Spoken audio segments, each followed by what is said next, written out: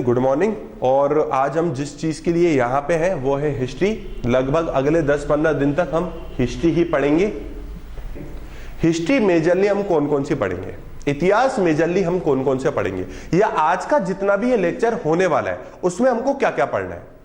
आज हम पूरा प्राचीन भारत पढ़ने की कोशिश करेंगे, आज हम पूरा मध्यकालीन भारत पढ़ने की कोशिश करेंगे, और आज हम पूरा आधुनिक भारत पढ़ने की कोशिश करेंगे। मतलब हमारे लिए अगले जितने भी 1.5-2 घंटे हैं उनमें ये चैलेंज होने वाला है, भारत का लगभग 3000 साल का इतिहास हमको एक लेक्चर में निपटाना है। अब वैसे तो ये एक लेक्चर में निपटाना असंभव है, ठीक है, लेकिन हमको क्या करना है, अगले जो 15 दिन होंगे ना उनका आज आधार या बेस तैयार कर लेना है ताकि आगे के दिनों में हमको ज्यादा दिक्कत ना आए। तो आज हम प्राचीन भारत पढ़ेंगे। प्राचीन भारत में हम हड़प्पा सभ्यता, ऋग्वैदिक काल, उत्तर वैदिक काल, पोस्ट ऋग्वैदिक पीरियड, महाजनपद काल, अशोक, चंद्रगुप्त मौर्य, चाणक्य, उसके बाद मोहम्मद बिन कासिम, भारत पे पहला मुस्लिम आक्रमण हुआ वो पढ़ेंगे, उसके बाद महमूद गजनी पढ़ेंगे, उसके बाद मोहम्मद गोरी पढ़ेंगे, उसके बाद कुतुबुद्दीन ऐबक पढ़ेंगे, उसके बाद अलाउद्दीन खिलजी पढ़ेंगे, बाबर पढ़ेंगे, बाबर के बाद अंग्रेजों की भारत में एंट्री करा देंगे, एंट्री के बाद अंग्रेज भारत में पूरी शोषणकारी नीतियां लगाएंगे, शोषणकारी नीतियों के बाद the great mister Salman Khan Mahatma Gandhi की भारत में एंट्री करवा देंगे, एंट्री होने के साथ ही नमक सत्याग्रह करा देंगे, पूना पैक्ट करवा देंगे, 1935 का अधिनियम करवा देंगे, 1935 का एक्ट करवा देंगे, उसके बाद 1946 में कॉन्स्टिट्यूशन सभा बना देंगे, संविधान सभा, उसके बाद 1947 में भारत को आजाद करेंगे, 2014 की मोदी सरकार को जिता देंगे, और आज 2015 दिसंबर चल रहा है। ये कवर करना है हमको, बस कर लेंगे कवर। जब हम 3 मिनट में समझ सकते हैं आज हमको क्या करना है, तो 1 घंटा है, 1.5 घंटा है, तो ये जो 1.5 घंटा है ना इसका ज्यादा से ज्यादा इस्तेमाल करने की कोशिश करिएगा। इतना सारा कुछ पढ़ना है हमको अगले 1.5 घंटे में।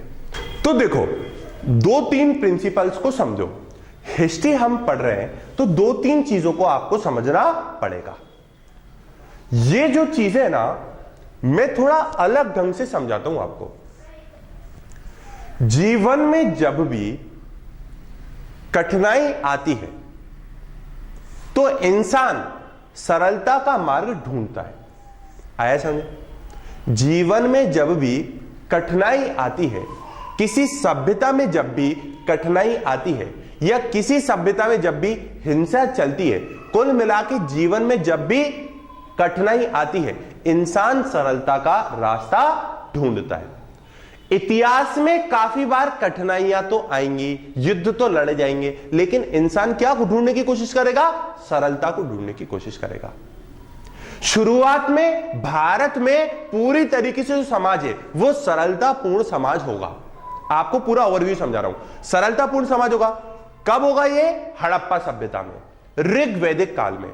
लेकिन उत्तर वैदिक काल में क्या होगा? जो सरलता थी ना समाज की उसको कठिनाई ढक देगी, उसको कठिनाई ढक देगी उत्तर वैदिक काल में। और फिर कठिनाई ने सरलता को ढका। तरह तरह के कर्मकांड समाज में आ गए थे, तरह तरह की बेकार प्रथाएं समाज में आ गई थी उत्तर वैदिक काल में, तो कठिनाई ने सरलता को ढक दिया। युद्ध वुद्ध स्टार्ट हो गए थे औपचारिक रूप से, तो कठिनाई ने सरलता को ढक दिया। अब जब कठिनाई ने सरलता को ढका तो फिर दोबारा से सरलता आने की कोशिश करेगी। इंसान सरलता का रास्ता ढूंढने की कोशिश करेगा। फिर बाद में जैन धर्म और बौद्ध धर्म आए। कौन से धर्म आए? जैन धर्म और बौद्ध धर्म आए। जैन धर्म और बौद्ध धर्म ने यही कोशिश की कि सरलता जो ढक चुकी है उसको दोबारा से लाया जाए। उनका मेन मकसद क्या था? जीवन से कठिनाई को हटा के सरलता को लाया जाए। देखो ये सारी बातें आज से मैं 3000 साल पहले की कर रहा हूं, और यही सारी बातें पिछले 300 साल पे भी अप्लाई होती हैं। कैसे बताता हूं। ऋग्वैदिक काल का समय सरलतापूर्ण समाज था, कठिनाई नहीं थी। उत्तर वैदिक काल में सरलता को कठिनाई ने ढक दिया। इतना समझ में आया? दरअसल हुआ क्या था, एक हिंदी की बहुत अच्छी लाइन है मैं आपको बताना चाहूंगा। नैतिक मूल्यों पे आधारित एक मजबूत इमारत का निर्माण ऋग्वैदिक काल में हुआ था। क्या बोला मैंने? नैतिक मूल्यों पे आधारित एक मजबूत इमारत का निर्माण ऋग्वैदिक काल में हुआ था। नैतिक मूल्यों पे आधारित एक मजबूत इमारत का निर्माण ऋग्वैदिक काल में हुआ था। 3000 साल पहले की बात। सरलता थी, उत्तर वैदिक काल में क्या आई? कठिनाई। फिर कठिनाई के बाद क्या आई? सरलता। ये 3000 साल पहले की बात है। अब 300 साल पहले की सुनो। फ्रांसीसी क्रांति, कठिनाई थी, क्रांति क्यों हुई? दोबारा सरलता का रास्ता ढूंढने के लिए। अमेरिकन क्रांति, अमेरिकी क्रांति, कठिनाई से सरलता का रास्ता ढूंढने के लिए। 1857 की क्रांति, अंग्रेजों ने जो इतनी सारी कठिनाइयां दे रखी थी, उससे सरलता का रास्ता ढूंढने के लिए। तो जीवन में जब भी मुश्किल आती है, इंसान क्या सोचता है? सरलता का मार्ग ढूंढने की कोशिश करता है। पूरा बेस समझ में आ रहा है कि नहीं आ रहा? अब हम शुरू करते हैं। अब मैं आपको समझाता हूं, भारत में जो सबसे पहले सभ्यता आई थी, उस सभ्यता का नाम था हड़प्पा सभ्यता, जिसको इंडस वैली सिविलाइजेशन, सिंधु घाटी सभ्यता के नाम से भी बोला जाता है। कौन सी सभ्यता थी? हड़प्पा सभ्यता या सिंधु घाटी सभ्यता। हड़प्पा सभ्यता इसका नाम इसलिए है क्योंकि सिंधु घाटी सभ्यता, पहले ये समझो सिंधु घाटी सभ्यता क्यों है, क्योंकि इसके आसपास जितने भी शहर थे वो सारे सिंध नदी के किनारे पे थे, इसलिए इसका नाम क्या है? सिंधु घाटी सभ्यता। इसका नाम हड़प्पा सभ्यता भी क्यों है? इसलिए है क्योंकि इसमें जो पहले शहर की खोज की गई थी उसका नाम था हड़प्पा, इसलिए इसका नाम क्या पड़ा? हड़प्पा सभ्यता। सिंधु घाटी सभ्यता, हड़प्पा सभ्यता। भारत की पहली और सबसे प्राचीनतम ancient civilisation was Indus valley civilisation. Okay. ऋग्वैदिक काल, हड़प्पा सभ्यता बहुत ही शानदार अर्थव्यवस्था थी, बहुत ही शानदार अर्थव्यवस्था थी। मैं आज से कितने हजार साल पहले की बात कर रहा हूं? लगभग 5000 साल पहले की बात कर रहा हूं। लगभग 6 बोले तो ही नहीं, 5000 साल। कितने साल पहले की बात कर रहा हूं? 5000 साल पहले की बात कर रहा हूं। उसको समझो।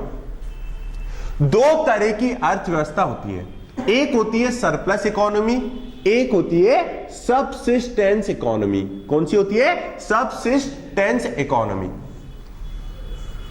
इसका मतलब होता है अधिशेष अर्थव्यवस्था,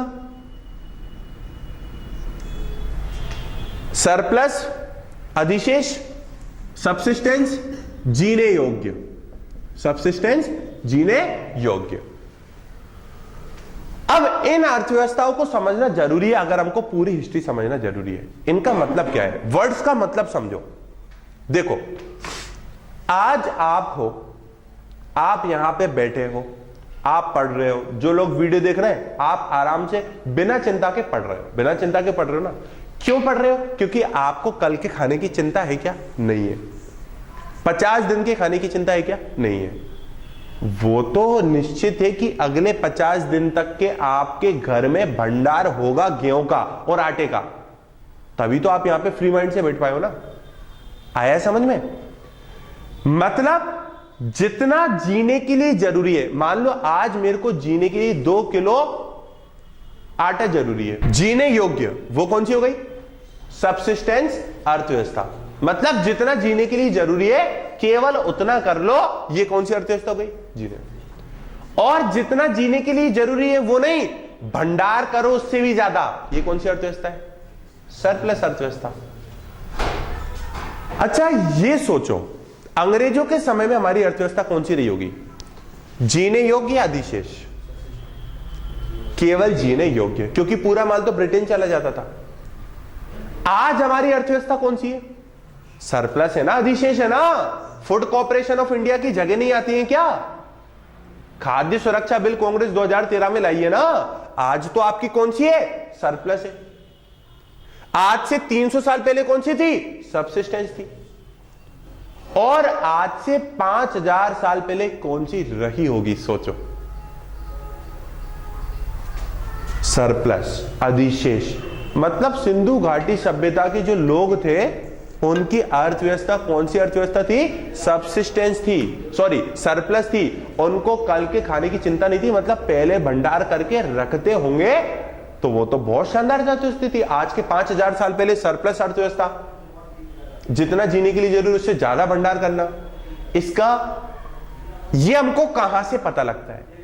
अभी तो मैंने आपको बता दिया वो सरप्लस अर्थव्यवस्था है, लेकिन मैंने बोला किससे? तथ्य के आधार पे।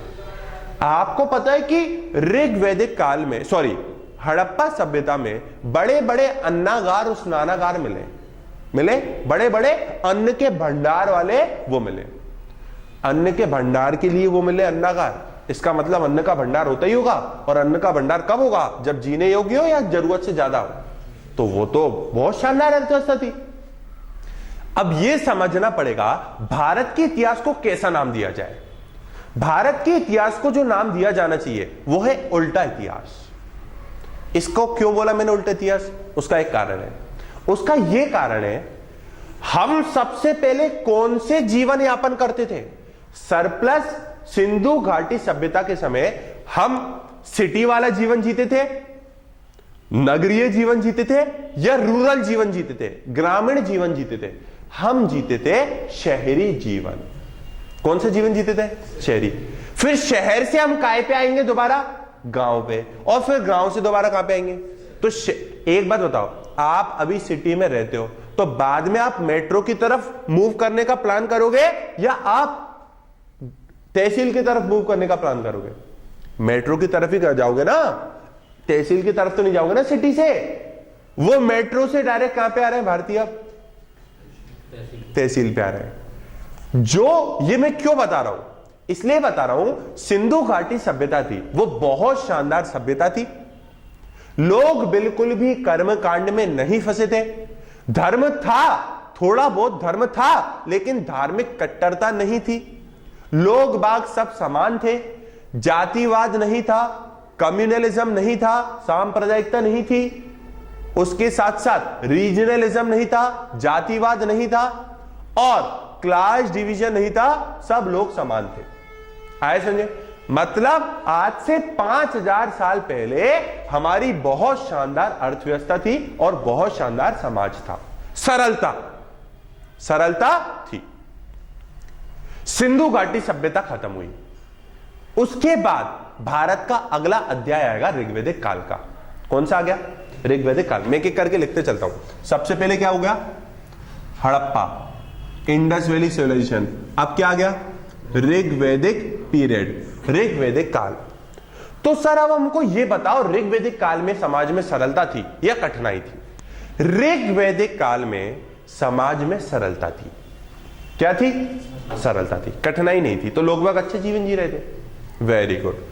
अब आपको ऋग्वैदिक काल और उत्तर वैदिक काल, ऋग्वैदिक पीरियड और पोस्ट ऋग्वैदिक पीरियड, उत्तर वैदिक काल को मैं एक साथ समझाता हूं।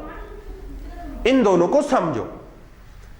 ऋग्वैदिक पीरियड, इसमें ना लोग बागों का मेन व्यवसाय क्या था? ऋग्वैदिक पीरियड और पोस्ट ऋग्वैदिक में अंतर क्या है, इसको समझना पड़ेगा। इसको समझने के लिए 2-3 चीजें समझाता हूं। देखो, ऋग्वैदिक पीरियड में पहले कौन सा था? इंडस वैली सिविलाइजेशन में लोग कैसा जीवन जीते थे? नगरीय, सिटी। इधर कौन सा आ गया? ग्रामीण जीवन। ग्रामीण जीवन का मतलब मेरा यहां पे यह है कि लोग बाग एक जगह से दूसरी जगह घूमते थे, उनका कोई स्थायी निवास, परमानेंट रेसिडेंस नहीं था। आया समझ में? कैसे समझाता हूं। यहां पे लोग बागों का मेन व्यवसाय था पशुपालन, यहां पे लोग बागों का मेन एनिमल रियरिंग, और यहां पे लोग बागों का मेन व्यवसाय था एग्रीकल्चर, कृषि। अब आप जब पशुपालन करते हो तो उनको तो चराना रहता है, तो आप एक जगह तो रह ही नहीं सकते, आपको तो मूव करना पड़ेगा। तो यहां पे लोग कौन सा जीवन जीते थे? कबीलाई जीवन। कबीलाई मतलब एक जगह से दूसरी जगह घूमना, एक जगह से दूसरी, स्थायी जीवन ना जीना, परमानेंट रेसिडेंस ना होना। और यहां पे अगर आप कृषि करोगे तो एक ही खेत पे कर पाओगे ना अपना जो है, तो फिर यहां पे लोग कैसा जीवन जिएंगे? परमानेंट जीवन जिएंगे। यहां पे जन हुआ करते थे और यहां पे जनपद हुआ करते थे। जन का मतलब आप एक कबीला समझो, कबीला का मतलब एक बहुत 100, 150, 200, 300 लोगों का एक झुंड होता था और वो इधर से उधर घूमता था और उनका मेन जो काम था, प्रोफेशन था, वो एनिमल रियरिंग का था। आज समाज में किसकी ज्यादा प्रतिष्ठा होगी? मतलब समाज में अगर आप देखते हो class, middle class, high class, lower class, तो किसके आधार पे देखोगे प्रतिष्ठा? जितना पैसा है उसके आधार पे। यही तो होगी ना। उस समय जो समाज में high class, lower class, middle class, समाज में प्रतिष्ठा का कारण क्या था? जिसके पास जितने ज्यादा जानवर। तो लोग बागों का मेन प्रोफेशन क्या था? Animal rearing. एनिमल रियरिंग का मतलब पशुपालन करना। उत्तर वैदिक काल में क्या हो गया? एग्रीकल्चर। एग्रीकल्चर इसलिए भी हो गया था क्योंकि बाद में लोहे का आविष्कार हो गया था। यहां पे जब तक लोहे का आविष्कार नहीं होगा, हल्के से चलाएंगे, तो यहां पे लोहे का आविष्कार, मतलब लोहा लोगों के जीवन में आ चुका था। यहां पे थे जन का मतलब हो गया तहसील या कबीला। जनपद, जनपद का मतलब हो गया डिस्ट्रिक्ट। अब देखो, जन में पद और जुड़ गया। जन में क्या जुड़ गया? पद और जुड़ गया। पद जब आप किसी को देते हो तो उसका स्थायी जीवन कर दिया ना अपन ने। पद दे दिया, ये कुर्सी पद हो गया, ये तो स्थायी जीवन हो गया ना। तो जनपद मतलब एक जगह जीवन यापन करने लगे। अब जनपद से ही मिलके बनेगा महाजनपद। अगर जनपद डिस्ट्रिक्ट है तो महाजनपद क्या होगा? स्टेट, राज्य। तो बाद में देखो, भारत के पहले कबीले थे, कबीले से जन बने और जन से भारत में छोटे छोटे डिस्ट्रिक्ट बने, डिस्ट्रिक्ट से भारत में स्टेट बने, महाजनपद। कितने महाजनपद बने टोटल भारत में? महाजनपद काल में 16 महाजनपद आए। और ये महाजनपद मतलब अभी अगर देखा जाए तो भारत जैसा तो कुछ है ही नहीं ना। वो क्यों नहीं है? वो ये सारी चीजें भारत में हो रही है, लेकिन भारत जैसा कोई इसलिए नहीं है, एग्जिस्टेंस इसलिए नहीं है क्योंकि अभी कोई भी था ही नहीं। अभी तो छोटे छोटे जनपद थे, फिर वो 16 महाजनपद बने। जब कोई राजा आएगा जो पूरे 16 महाजनपद को जीत लेगा और फिर वो बनाएगा अखंड भारत। और लगभग हर महाजनपद अशोक ने जीत लिया था। लगभग हर एक महाजनपद अशोक ने जीत लिया था। तो भारत का एग्जिस्टेंस, जो संपूर्ण भारत है, उसका एग्जिस्टेंस मौर्य काल में आया। समझे? उसका एग्जिस्टेंस कब आया? मौर्य काल में। अब अशोक ने 16 महाजनपद थे, उनमें से 15 जीत लिए थे, 14 जीत लिए थे। एक में उसने अपनी एनर्जी बहुत वेस्ट की। एक महाजनपद था, कौन सा महाजनपद है? कलिंग। कौन सा है? कलिंग। कलिंग में अशोक ने अपनी पूरी एनर्जी वेस्ट कर दी थी और बाद में, अभी उसको डिस्कस करेंगे थोड़ी देर बाद। आए सुने, यहां पे समाज में सरलता थी। एक चीज अपन ने व्यवसाय तो समझ ली, दूसरी चीज समझो, स्थायी जीवन नहीं था, स्थायी जीवन था, दूसरी चीज। तीसरी चीज समझो, यहां पे धर्म कैसा था, यहां पे भगवान का स्वरूप क्या था, वो समझना जरूरी है। क्लियर है? देखो, ये बातें जब आपको समझ में आएगी तो देश में जो असहिष्णुता का माहौल, तथा कथित असहिष्णुता का माहौल या इनटॉलरेंस जो आप लोग बोलते हो, वो माहौल चल रहा था, ऐसा बोला जा रहा था, न्यूज़पेपर्स में आ रहा था, टीवी में आ रहा था। लगभग अभी वो इतना नहीं दिखता है और हमें तो पता ही था वो नहीं दिखेगा। क्यों नहीं दिखेगा मैं आपको बताता हूं। मैं बता रहा हूं, ये बता रहा हूं। असहिष्णुता क्या हिंदू और मुस्लिम है, उनके बीच हो रहे छोटे मोटे मतभेदों को असहिष्णुता बोलना सही है क्या? हिंदू मुस्लिम में हो रहे छोटे छोटे मतभेदों को असहिष्णुता बोलना सही है क्या? या देश में क्या पिछले 1 साल से असहिष्णुता चल रही है क्या? या क्या भारत में इनटॉलरेंस वाकई में क्या भारत एक टॉलरेंट नेशन, सहिष्णु देश नहीं है क्या? सहिष्णु मतलब सहनशील देश नहीं है क्या? भारत में बिल्कुल भी टॉलरेंस नहीं है क्या? इनके आंसर है बिल्कुल गलत चीजें हैं। भारत एक सहिष्णु देश है, भारत एक टॉलरेंट नेशन है। हम पे 712 में पहला आक्रमण हुआ था, पहला मुस्लिम आक्रमण 712 में हुआ था। कब हुआ था? 712 में। किसने किया था? मोहम्मद बिन कासिम ने किया था। मोहम्मद बिन कासिम ने 712 में आक्रमण किया। 1192 में मोहम्मद गोरी ने आक्रमण किया, 1526 में बाबर ने आक्रमण किया। आए समझे? अकबर आए, 1556 में अकबर आए, 1605 और 1606 में जहांगीर आए, औरंगजेब आए, तरह तरह के राजा आए, तरह तरह के राजा आए, तरह तरह के राजा गए, बहुत राजा आए। भारत को सबने तलवार की दम पे तो जीत लिया, संस्कृति के दम पे कोई नहीं जीत पाया।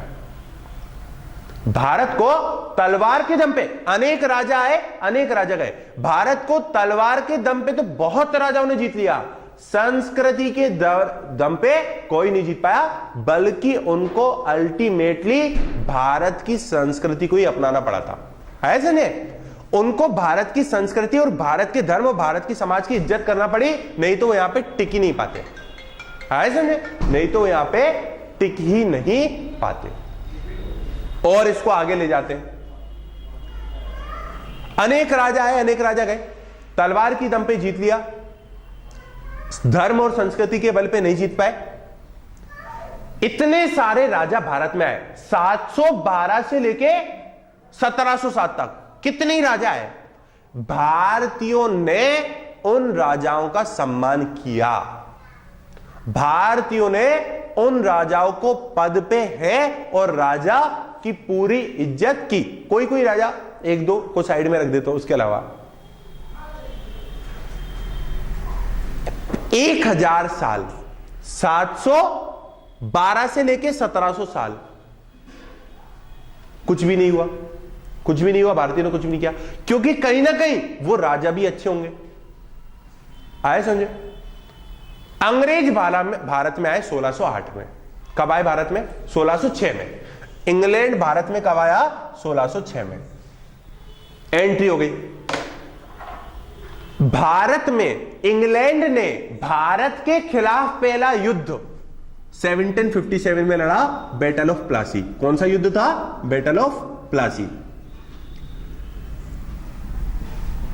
एक और बात, भारत में अंग्रेज किस चीज के लिए आए थे? व्यापार करने के लिए या शासन करने के लिए? Do Britishers wanted to trade with India और they wanted to rule India? Bharat में इंग्लैंड क्या करना चाहता था? भारत पे शासन करना चाहता था या भारत के साथ व्यापार करना चाहता था?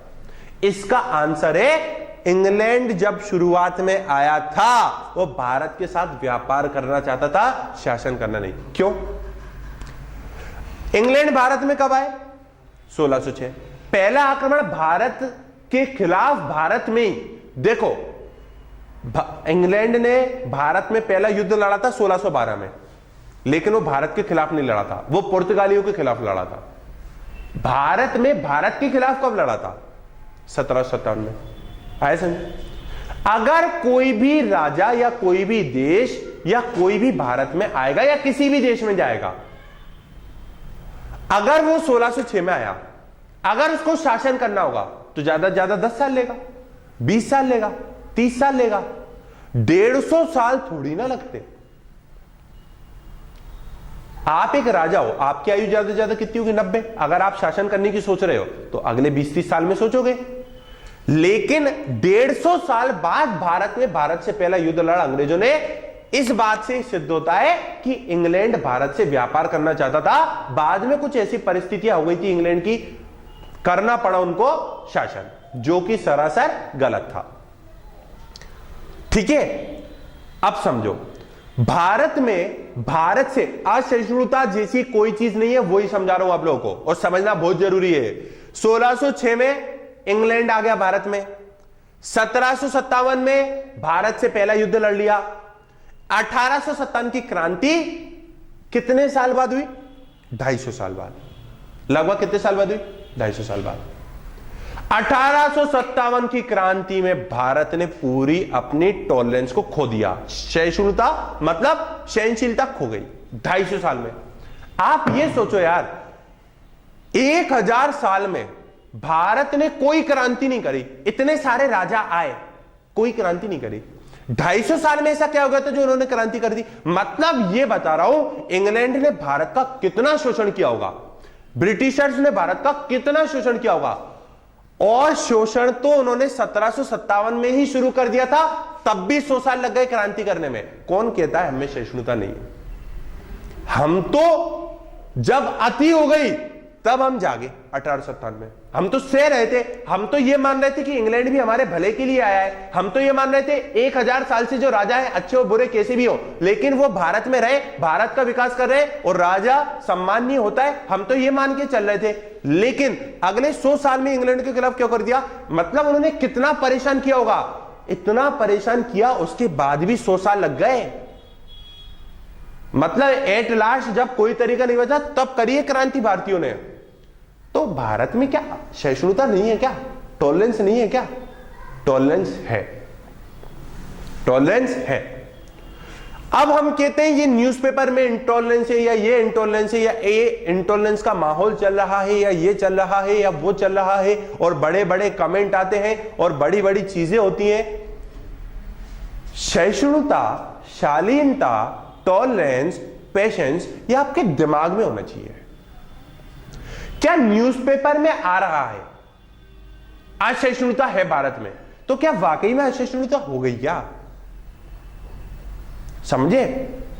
और अगर होती तो अभी पिछले दिनों 10 दिनों से क्यों नहीं है? होती तो डाउन हुआ है ना 10 दिनों में, पिछले तो पिछले 10 दिनों से क्यों नहीं है? समझे? इस चीज को आपको समझना पड़ेगा। भारत एक ऐसा राज्य जो धर्मनिरपेक्ष सेक्युलर कंट्री है, पंथ निरपेक्ष और धर्म निरपेक्ष राज्य। राज्य का कोई सा भी धर्म नहीं है, ना वो हिंदू धर्म है ना वो मुस्लिम धर्म है, राज्य का कोई भी धर्म नहीं है। भारत सबको खुश के एक्सेप्ट करता है, ये भारत है। 5000 साल पहले भी यही था, 2000 साल पहले भी यही था, 1000 साल पहले भी यही था, आज भी यही है। तो असहिष्णुता वैसहिष्णुता जैसी कोई चीज नहीं है। हमको इतनी दिनों बाद कोई अच्छी सरकार मिली है, रिफॉर्मिस्ट है, सुधारवादी है, ये कहती है अर्थव्यवस्था को आगे बढ़ाना मेरा काम है। जनहितवादिता के वादे नहीं करती है सरकार कि पॉपुलिज्म के वादे करे, रिफॉर्मिस्ट करने की, रिफॉर्म करने की, सुधार करने की इसकी आकांक्षा और मंशा है। हमको उसको सपोर्ट करना चाहिए। आप लोगों से मेरा यही निवेदन है, और हमको बिल्कुल असहिष्णुता वैसहिष्णुता जैसी चीजों में नहीं पड़ना चाहिए। हमको केवल अपने विकास पे ध्यान देना है, बस। समझ? तो ऋग्वेदिक काल, उत्तर वैदिक काल, दोबारा चलते इस पे। ऋग्वेदिक काल में क्या था? समाज में तरह तरह के कर्मकांड नहीं थे, कठिनाई नहीं थी। इधर समाज में तरह तरह के कर्मकांड। कर्मकांड कैसे समझो? धर्म का स्वरूप समझो, धर्म कैसा था। यहां पे धर्म एकदम अच्छा था, यहां पे धर्म ऐसा नहीं है बुरा हो गया, धर्म में कर्मकांड आ गए। लिमिटेड देवता थे, लिमिटेड देवता थे, अनलिमिटेड देवता हो गए। यहां पे ऋग्वेदिक काल के लोग केवल उन देवता को मानते थे, उन भगवानों को मानते थे जिनका कोई भौतिक स्वरूप, फिजिकल एग्जिस्टेंस हो। मतलब इंद्र देवता, पानी आता है, पानी भौतिक चीज है, फिजिकल चीज है, हां भैया देवता। सूर्य दिखता है, सूर्य देवता। मन मर्जी के देवी देवता उत्तर वैदिक काल में आ गए। मन मर्जी के देवी देवता, यज्ञ होगा, हवन होगा, अगरबत्तियां जलाना है, कर्मकांड, अंधविश्वास, रूढ़िवादी प्रथाएं, ट्रेडिशनल अप्रोच, कर्मकांड वगैरह और जादू टोना वगैरह, वो कहां पे आ गया? उत्तर वैदिक काल में। अभी दूसरी इंपॉर्टेंट चीज समझो। ऋग्वेदिक काल में आज, अच्छा शर्मा का बेटा कौन? सरनेम क्या होगा शर्मा के बेटे का? शर्मा। वर्मा के बेटे का? वर्मा। सही है?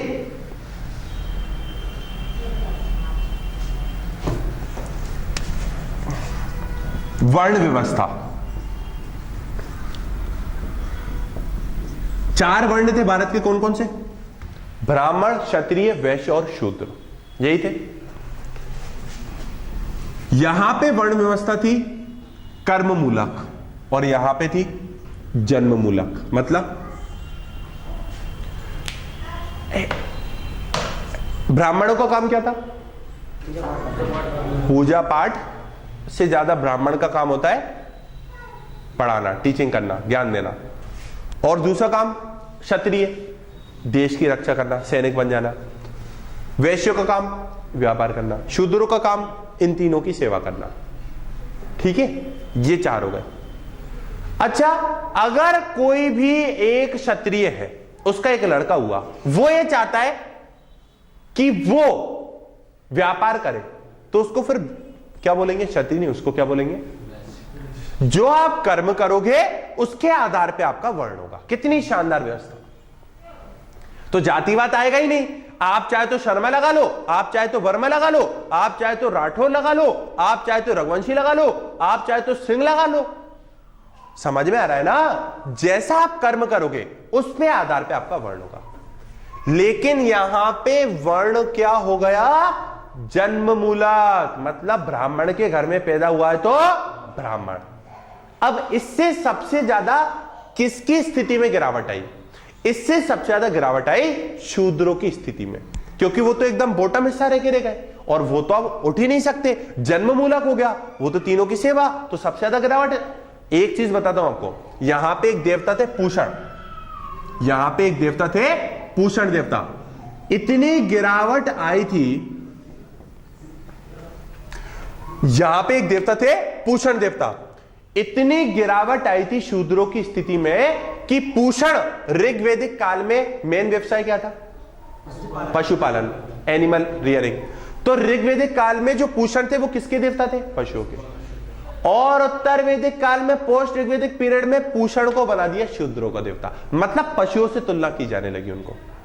इतनी ज्यादा गिरावट आ गई तो समाज में तो अब कर्मकांड भी घुस गया, अंधविश्वास भी घुस गया, जादू टोना भी घुस गया, तरह तरह की चीज हो गई। और अभी इंपॉर्टेंट चीज आना बाकी है दोस्तों। अगली चीज सुनो क्या हुआ, दोनों का अपन तुलना कर रहे हैं। यहां पे राजा को चुना जाता था और यहां पे राजा वंशानुगत होता था। वंशानुगत मतलब पीढ़ी दर पीढ़ी, पीढ़ी दर पीढ़ी, पीढ़ी दर पीढ़ी। अब राजा के हाथ में ज्यादा शक्ति कब होगी? जब वो चुन के आएगा तब। मनमर्जी की सत्ता कब? आर्बिटरी पावर जिसको बोलते हैं, मनचाही शक्ति का इस्तेमाल करना, वो कब होगी? जब वो चुन के आएगा तब, जब वंशानुगत होगा तब, जब वो वंशानुगत होगा तब। क्यों? यहां पे तो उसको दिक्कत ही नहीं है, किसी ने चुना नहीं है तो कोई हटा भी नहीं सकता। मनमर्जी की शक्तियों का इस्तेमाल करना, मतलब राजा का काम ऋग्वेदिक काल में मेन ये था, लोग बागों की रक्षा करना। क्या था? लोग बागों की रक्षा करना। उत्तर वैदिक काल में क्या हो गया? साम्राज्य का विस्तार करना, एम्पायर का एक्सटेंशन करना। एम्पायर का एक्सटेंशन मतलब, एम्पायर का एक्सटेंशन मतलब साम्राज्य विस्तार में खून खराबा तो हो गई, एक राज्य के दूसरे राज्य में जाना है, महाजनपद जीतना है, हटाओ इसको, युद्ध नीति का इस्तेमाल करो, हटा दो इसको, पूरी तरीके से साम्राज्य खत्म कर दो, आज से ये साम्राज्य हमारा होना चाहिए। तो ऋग्वेदिक काल में राजा का काम था अपनी प्रजा का रक्षा करना। उत्तर वैदिक काल में राजा का काम क्या हो गया? साम्राज्य का विस्तार करना। और राजा का पद कैसा हो गया? वंशानुगत। वंशानुगत हुआ तो मनचाही शक्ति आ गई, शक्ति आ गई तो शक्ति भ्रष्ट करती है। जितनी ज्यादा शक्ति उतनी ज्यादा भ्रष्ट। एक कहावत है, power corrupts and absolute power corrupts absolutely. सत्ता भ्रष्ट करती है और परम सत्ता परम भ्रष्ट करती है। परम सत्ता परम भ्रष्ट करती है और सत्ता भ्रष्ट करती है। तो राजा के हाथ में ज्यादा ताकत आ गई। अब धीरे धीरे धीरे धीरे धीरे धीरे एक ऐसा समाज था, कौन से अभी थोड़ी देर पहले निकले, हड़प्पा, जिसमें कुछ भी नहीं था ऐसा। ऋग्वेदिक काल बेहतरीन राजा, कोई टेंशन नहीं है। उत्तर वैदिक काल कर्मकांड वगैरह गए, तो अब कठिनाई आने लगी, आने लगी, आने लगी, आने लगी, आने लगी। अच्छा, ये जो वर्ण व्यवस्था बनी, ये जो वर्ण व्यवस्था बनी, इस वर्ण व्यवस्था में दिमाग खराब होने लगा क्षत्रियों का। क्यों? उनको ये जन्म मूलक वर्ण व्यवस्था पसंद नहीं आई। आए समझ में कि ये क्या पहले अच्छा था, अब ये क्या हो गया? तो अब जब सरलता, कठिनाई ने सरलता को ढक लिया, अब कठिनाई से सरलता का मार्ग ढूंढना है, तो वो मार्ग ढूंढा क्षत्रिय ने। तो बौद्ध धर्म और जैन धर्म क्यों आए थे? देखो इसको समझो, एक बहुत शानदार चीज समझाता हूं। बौद्ध धर्म और जैन धर्म आने का कारण यह था, जैन धर्म और बौद्ध धर्म मत है। धर्म और मत में अंतर होता है। जैन धर्म और बौद्ध धर्म कौन से धर्म है? क्षत्रिय धर्म है, क्षत्रिय मत है। ठीक है, क्यों आई ये क्षत्रियों में से निकल के ये सारी चीजें क्यों आई? उनको ये जन्म मूलक व्यवस्था अच्छी लग रही थी। क्यों नहीं लग रही थी? शूद्रों की दशा में गिरावट आने लगी। और एक और बात बताता हूं, सबसे ज्यादा गिरावट तो महिलाओं की स्थिति में आई। यहां पे कैसे समझो? ऋग्वैदिक काल में स्त्री को सारे अधिकार थे, राजा चुनने में स्त्री को अधिकार था, पढ़ाई करने का स्त्री को अधिकार था, इंटर कास्ट मैरिज करने का, अंतर जाति विवाह करने का स्त्री को अधिकार था, अपने पसंद के लोग व्यक्ति से शादी करने का स्त्री को अधिकार था, अपने लाइफ के डिसीजन लेने का स्त्री को अधिकार था, विधवा विवाह होता था। और फिर यहां पे पूरी स्त्री की दशा में गिरावट आ गई। अंतर जाति विवाह बंद, विधवा विवाह बंद, पढ़ाई वढ़ाई बंद, घर का काम करो, और सती प्रथा और शुरू हो गई। तो ये तो बहुत खतरनाक, मैंने बोला ना उल्टा इतिहास। सरलता, कठिनाई, स्त्री की दशा में गिरावट, सुधार, गिरावट। अब आपको पता है ये जो सती प्रथा अब आ गई 4,500 साल पहले, उसका मैटर सोल्व होगा 1829 में। मतलब 4000 साल बाद तो मैटर सोल्व हुआ है इसका। और ये मैं क्या समझा रहा हूं, मतलब ऋग्वैदिक टाइम। एक बात बताओ, स्वामी दयानंद सरस्वती ने क्यों बोला था वेदों की ओर लौटो? क्यों बोला था वेदों की ओर लौटो? वो ऐसे समाज की कल्पना कर रहे थे जिसमें सारी चीजें, तो यहां पे उल्टा सब कुछ हो गया। स्त्री की दशा में भयंकर गिरावट आ गई, ये सारी चीजें। सरलता ढकी हो गई, कठिनाई आ गई। जैन धर्म, बौद्ध धर्म आए। जैन धर्म और बौद्ध धर्म ने अपने जीवन का लक्ष्य बनाया सरलता, सरलता, सरलता, सरलता। कोई दिक्कत नहीं है। यहां पे आप इस वर्ण व्यवस्था में शूद्रों को कुछ स्तर नहीं मिल पा रहा है ना, आओ शूद्रों बौद्ध धर्म में आ जाओ, जैन धर्म में आ जाओ, हम आपको पूरे दिल से स्वीकार करते हैं। मतलब महात्मा बुद्ध ने यह समझाया कि जीवन में जिनको एशिया का ज्योतिपुंज भी बोला जाता है, महात्मा बुद्ध को जिनको ज्ञान की प्राप्ति हुई थी, उनके बारे में ज्यादा डिस्कस इसलिए नहीं कर पाएंगे क्योंकि अभी तो हम बहुत पीछे चल रहे हैं, अभी तो सारे राजा लाने भारत में। तो महात्मा बुद्ध जीवन की सच्चाई प्राप्त करने में या सरलता का मार्ग ढूंढने में इतने लुप्त हो गए थे कि ना तो फिर उन पे शूल का असर हुआ, ना ही फिर उन पे फूल का असर हुआ। शूल भाला, फूल किसी का असर नहीं हुआ, ये चीज हो गई। तो फिर जैन धर्म और बौद्ध धर्म ने देखो, हड़प्पा ऋग्वैदिक पीरियड, उत्तर वैदिक काल पोस्ट ऋग्वैदिक पीरियड, इसके बाद कौन से धर्म आए? अगली चीज क्या हो गई? पूरी टाइमलाइन बना देता हूं मैं आपको। सबसे पहले क्या आएगा दोस्तों? हड़प्पा। फिर क्या पढ़ा हमने? ऋग्वैदिक पीरियड। फिर क्या पढ़ा हमने? पोस्ट ऋग्वैदिक पीरियड मतलब उत्तर वैदिक काल। फिर क्या पढ़ा हमने? जैन धर्म और बौद्ध धर्म। लेकिन आपको याद होगा जैन धर्म और बौद्ध धर्म, और ये देखिए, ये जो उत्तर वैदिक काल का अंत है, इसकी शुरुआत हुई थी लगभग 3000 बीसी से।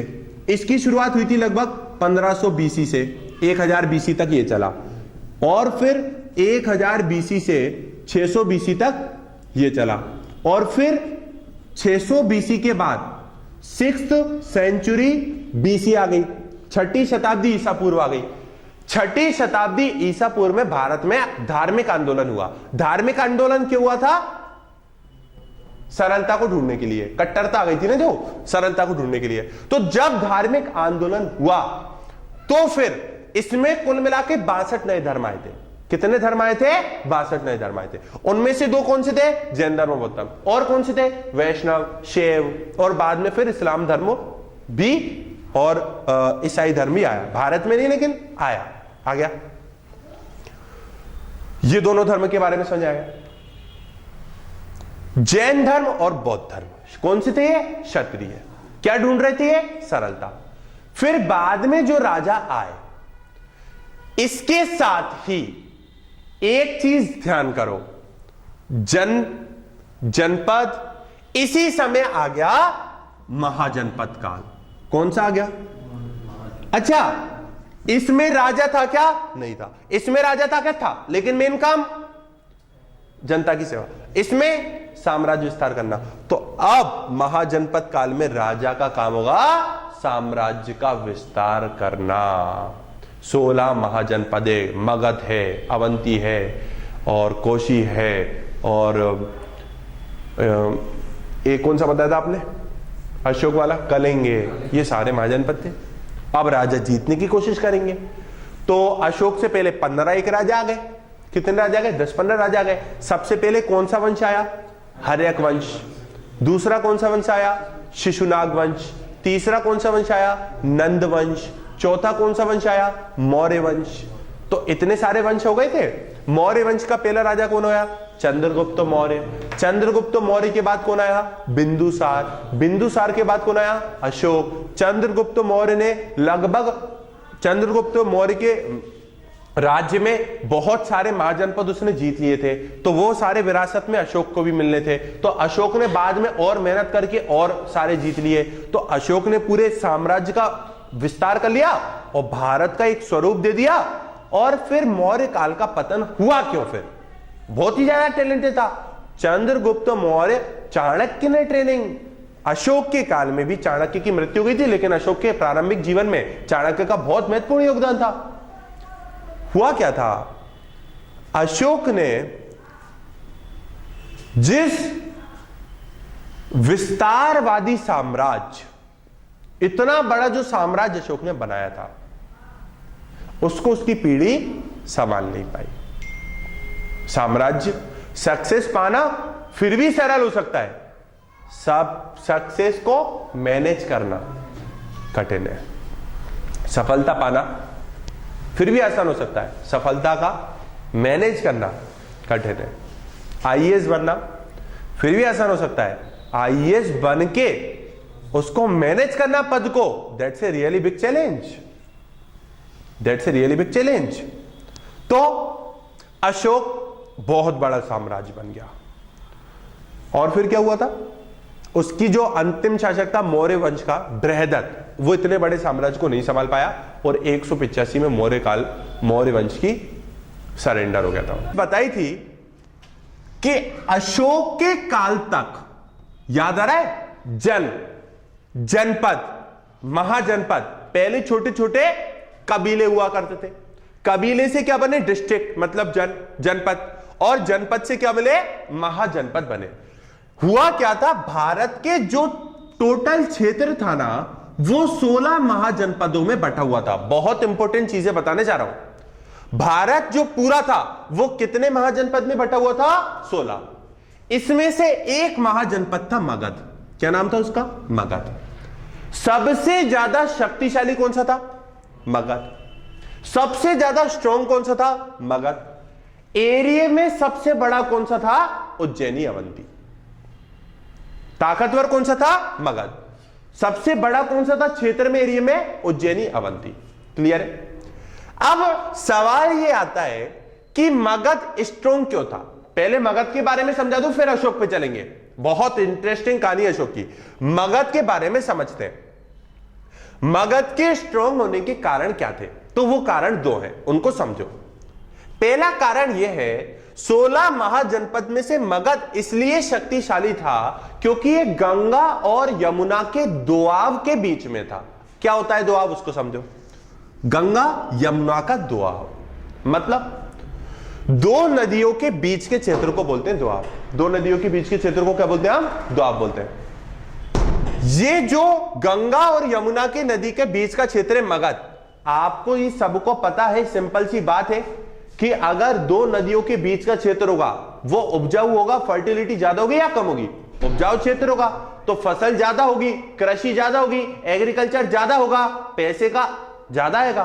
तो इसलिए मगध स्ट्रॉन्ग था। गंगा यमुना दोआब। दूसरा कारण, भारत है ना, उसको थोड़ा सा और मैं समझाता हूं। ऊपर क्या चल रहा है? हिमालय रेंज। क्या चल रहा है ऊपर? हिमालयन। यहां पे क्या चल रहा है? बे ऑफ बंगाल, बंगाल की खाड़ी। यहां पे क्या चल रहा है? अरेबिक ओशन, मतलब अरब महासागर। यहां पे क्या चल रहा है? इंडियन ओशन मतलब हिंद महासागर, ये चल रहा है। अब आप मेरे को एक चीज देख के बताओ, पानी का क्षेत्र, पानी का क्षेत्र, पानी का क्षेत्र और पहाड़ का क्षेत्र। कभी भी भारत में जब तक नाव का, शिप का आविष्कार नहीं होगा, तो क्या इन तीनों जगह से आक्रमण हो सकते हैं क्या? ये तो तीनों पानी के क्षेत्र है, कोई भी आएगा तो क्या तैर के थोड़ा आएगा इतनी दूर, उसको जहाज वगैरह तो चाहिए ना आने के लिए। तो ये आपको मैं इसलिए बता रहा हूं। यूरोप कहां पे पड़ रहा है? यहां पे। शुरुआत में भारत में जितने भी आक्रमण हुए वो केवल इस क्षेत्र से हुए। उसका कारण क्या है समझो। यहां पे तो पानी का क्षेत्र है, यहां से नहीं आ सकता। ऑस्ट्रेलिया भारत पे आक्रमण क्यों नहीं कर सकता? इंडियन ओशन है। यहां के देश क्यों नहीं कर सकते? अरेबिक ओशन है। अभी तो जहाज का आविष्कार ही नहीं हुआ। जब जहाज का आविष्कार होगा तभी तो यूरोप से लोग आएंगे ना। यहां से चाइना क्यों नहीं कर सकता? हिमालयन रेंज है। तो फिर आक्रमण कहां से हुआ? मोहम्मद गोरी कहां से आया? सिकंदर कहां से आया? यहां पे जो हिमालयन रेंज है, यहां पे एक पर्वतमाला है जिसका नाम है हिंदुकुश पर्वतमाला। क्या नाम है इसका? हिंदुकुश पर्वतमाला। इस अच्छा, दो नदियों के बीच के क्षेत्र को क्या बोलते हैं? दोआब। और दो पहाड़ों के बीच के गैप को बोलते हैं दर्रा। क्या बोलते हैं? पास। क्या बोलते हैं? दर्रा। दो पहाड़ों के बीच के गैप को बोलते हैं दर्रा। हिमालय पर्वत में, हिंदुकुश पर्वतमाला में एक दर्रा है जिसका नाम है खैबर पास। उस खैबर पास से होके ही सब लोग आग। तो खैबर पास से सब लोगों ने एंट्री की। मतलब मैं ये बता रहा हूं, प्राचीन और मध्यकालीन भारत, एनिशिएंट और मिडिवल हिस्ट्री में सारे आक्रमण कहां से होंगे? यहीं से होंगे। और फिर मॉडर्न हिस्ट्री में जहाज का आविष्कार हो जाएगा, इसलिए फिर यूरोप इंडियन ओशन से होती है भारत में एंट्री लेगा। आया समझ? हो ही नहीं सकता ना, इसके अलावा कोई भी रास्ता ही नहीं है। जहाज का आविष्कार अभी हुए नहीं है। 14th 13th सेंचुरी में जब भी होगा तब आएंगे वो अपने जहाज को लेके। ये चीज समझ में आई? एक और मैं अगर आपको ज्योग्राफी का फिजिकल फीचर बताऊं इंडिया को, तो यहां पे बीच में पड़ती है विंध्याचल पर्वतमाला। क्या पड़ रही है बीच में? विंध्याचल पर्वतमाला। मगध भी लगभग यहीं पड़ रहा है। ये जो विंध्याचल पर्वतमाला है ना, पर्वत जहां भी होते हैं उसके आसपास सारा क्षेत्र जंगल का होता है। यहां पे घने घने जंगल थे, तो मगध को बहुत सारी लकड़ी और जंगली हाथी मिल जाते थे। ये दो कारण थे मगध के सबसे ज्यादा शक्तिशाली होने के। आया समझे? इसलिए कोई भी राजा अपना साम्राज्य सबसे पहले मगध में ही एक सेंटर टाइप मान लो, आप मगध कैपिटल टाइप मान लो। आया समझे? फिर वो पाटलिपुत्र वगैरह वो चेंज होते रहते थे। दोनों चीज समझाई। मगध सबसे स्ट्रॉन्ग, उज्जैनी सबसे बड़ा, अवंती सबसे बड़ा। अब आते हैं अशोक की कहानी पे। अशोक, अच्छा आपने सुना है ब्रिटेन ने भारत को कॉलोनी बनाई, ब्रिटेन ने अमेरिका में कॉलोनियां बनाई, ब्रिटेन ने साउथ अफ्रीका में कॉलोनी बनाई। हमने कभी ये सुना है क्या इंडिया ने अपना उपनिवेशवाद बनाया, इंडिया ने अपनी कॉलोनी बनाई? सुना है क्या? नहीं सुना है। अगर आपसे एक क्वेश्चन पूछा जाए, क्या भारत के पूरे इतिहास में भारत को एक भी बार किसी दूसरे देश को कॉलोनी बनाने का एक भी अवसर मिला क्या? तो आंसर क्या होगा? यह आ सकता है मीन्स में, बिल्कुल आ सकता है। भारत को कभी भी ऐसा मौका नसीब हुआ क्या कि जैसे पूरे विश्व के देशों ने कॉलोनियां बनाई है, वैसे भारत भी अपना उपनिवेशवाद बना पाए या अपनी कॉलोनी बना पाए? ऐसा एक ही अवसर केवल अशोक के काल में भारत को मिला था। तो सोचो अशोक कितना महान सम्राट रहा होगा। अशोक के काल में लगभग उसने 90% भारत के क्षेत्र को जीत लिया था। पूरा राज्य उसका था, संपूर्ण भारत बन चुका था। लेकिन एक में उसने अपनी एनर्जी वेस्ट कर दी जिसका नाम था कलिंग। कलिंग में एनर्जी वेस्ट करने के बाद अशोक की हिस्ट्री सुनो, तब उसको और डेप्थ में समझ पाएंगे। अशोक के दादाजी कौन थे? चंद्रगुप्त मौर्य। पिताजी कौन थे? बिंदुसार। और मौर्य वंश का राजा था। इतनी बात समझ आई। 298 में बिंदुसार शासक बने। 298 में 273 में बिंदुसार की मृत्यु हुई। 269 में अशोक ने अपना राज्य तिलक कराया। अच्छे सुना, अच्छा, ये सोचा जाए कि सर बिंदुसार की मृत्यु तो 2273 बीसी में हुई थी, 273 बीसी में हुई थी, तो अशोक ने अपना राज्याभिषेक 4 साल बाद क्यों कराया? उसका आंसर है, अशोक के बहुत सारे भाई थे।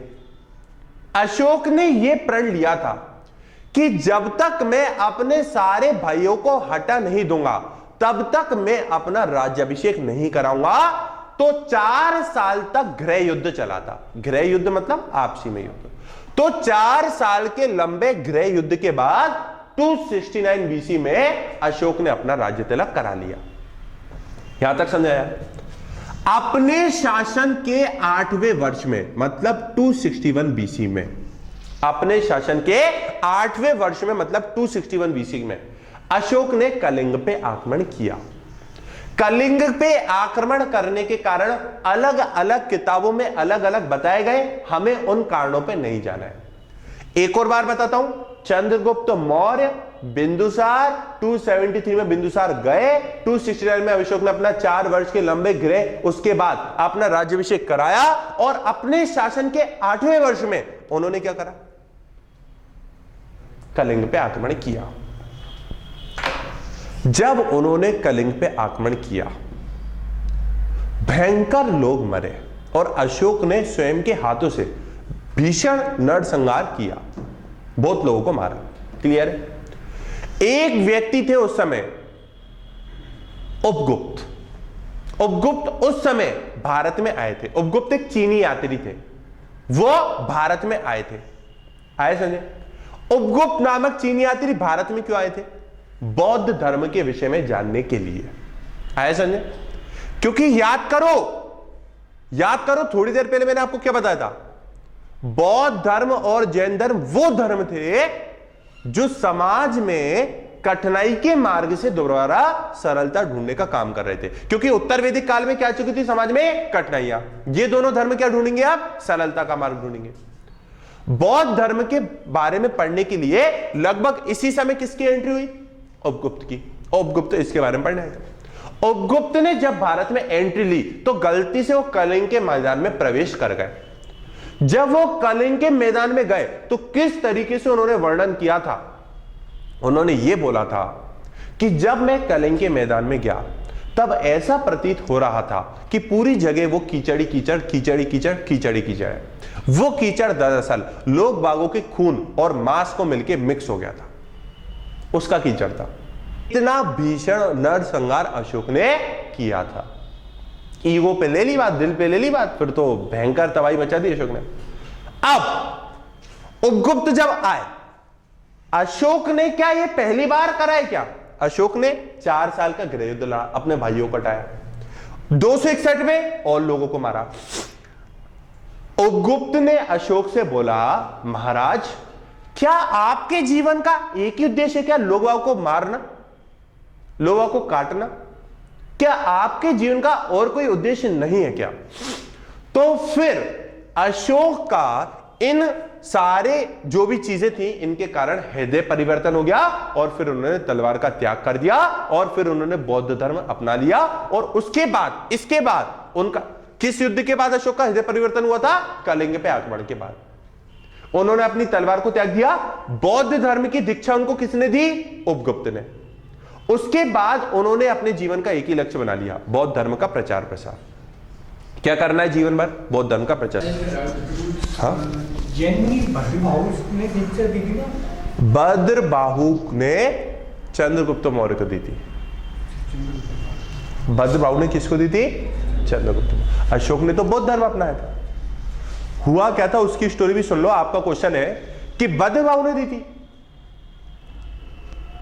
जैन धर्म किसने अपनाया था? मौर्य पीढ़ी में सबके अलग अलग वंश है, इसलिए क्वेश्चन का डाउट आना जनरल बात है।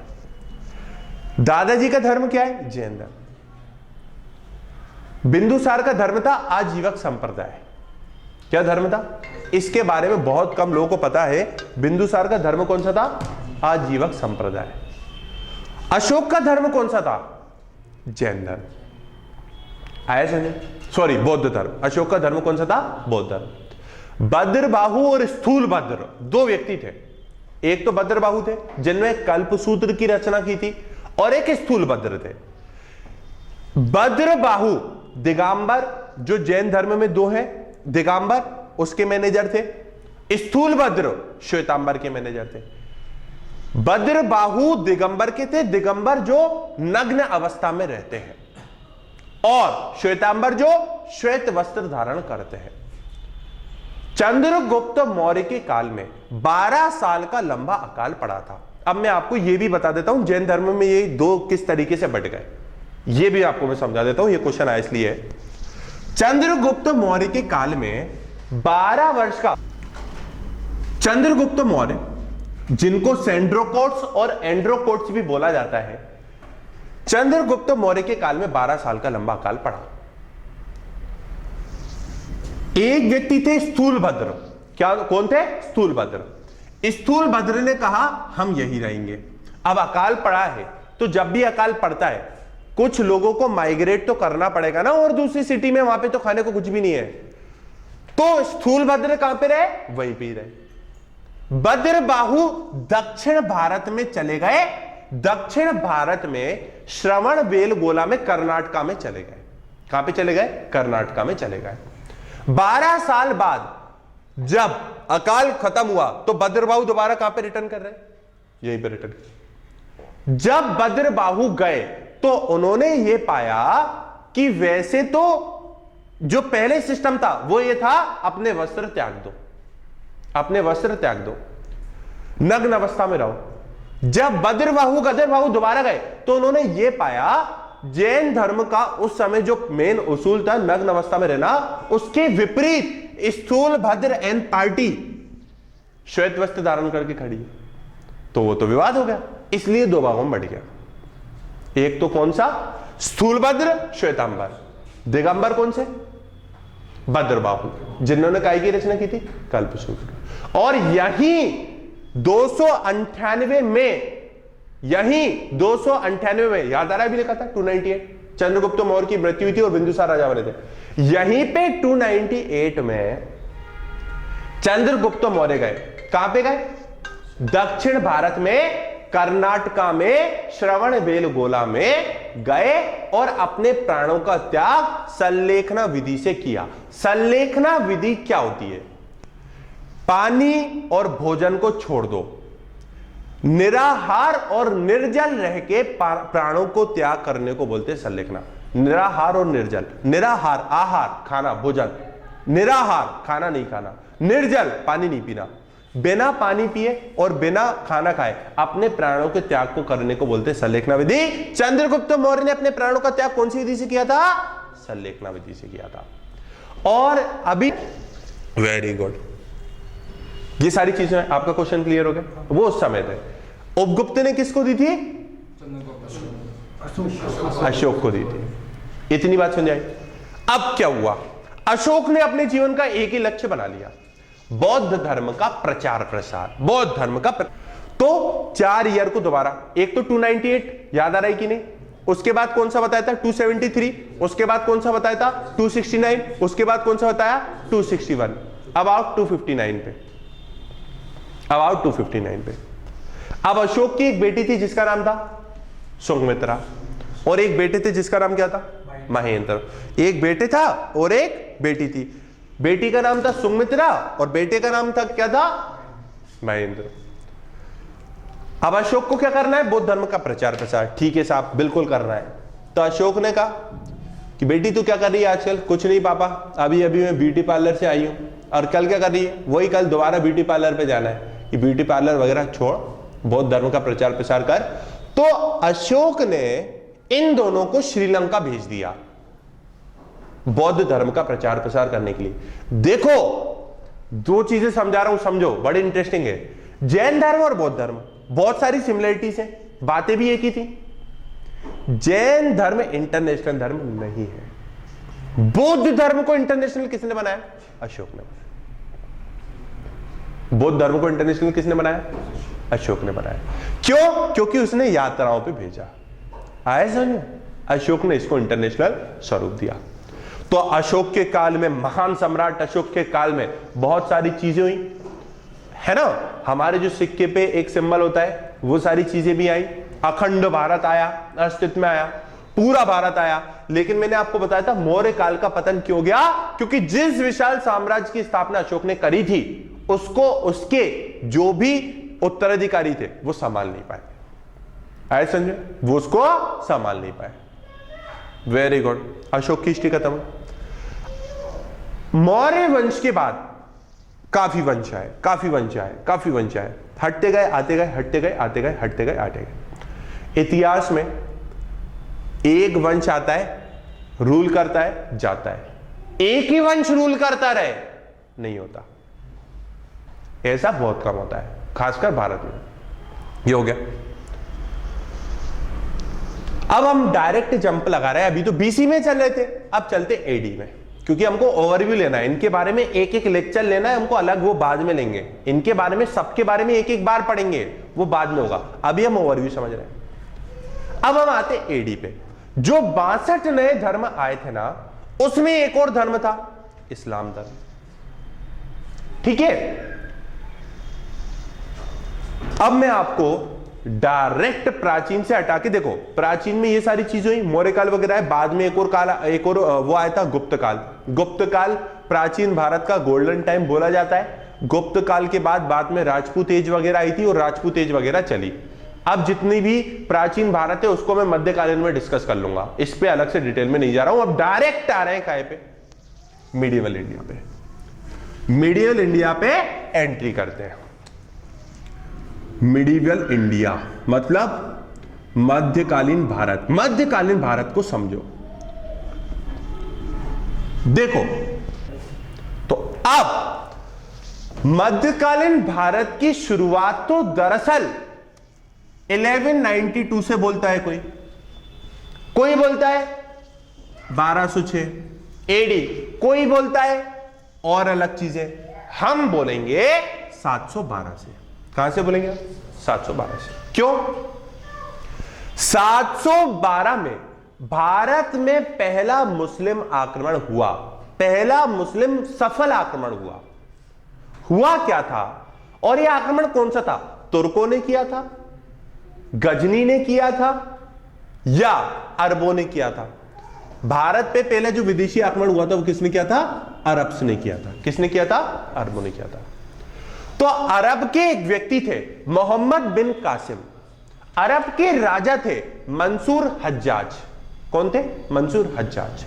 मंसूर हज्जाज ने दूर देश अरब से अपना एक टैलेंटेड आदमी 712 में भारत में भेजा, जिसका नाम था मोहम्मद बिन कासिम। मोहम्मद बिन कासिम ने भारत में एंट्री ली। भारत के राजा, भारत के एक क्षेत्र के, सिंध वगैरह के क्षेत्र के राजा थे उस समय, राजा दाहिर। राजा दाहिर से उन्होंने युद्ध लड़ा जिसका नाम है रावोर ब्राह्मणवाद का युद्ध। उस रावोर ब्राह्मणवाद युद्ध में मोहम्मद बिन कासिम की विजय हुई। राजा दाहिर हार गए और भारत में पहला सबसे मुस्लिम आक्रमण किया मंसूर हज्जाज के नेतृत्व में मोहम्मद बिन कासिम। लेकिन क्या सर इसके पहले कोई आक्रमण नहीं हुआ क्या? बिल्कुल हुआ है 711 में, लेकिन वो सफल नहीं था। उसी मंसूर हज्जाज ने एक साल पहले दो व्यक्ति, अब्दुल्ला और बुंदेला, क्या नाम है उनका?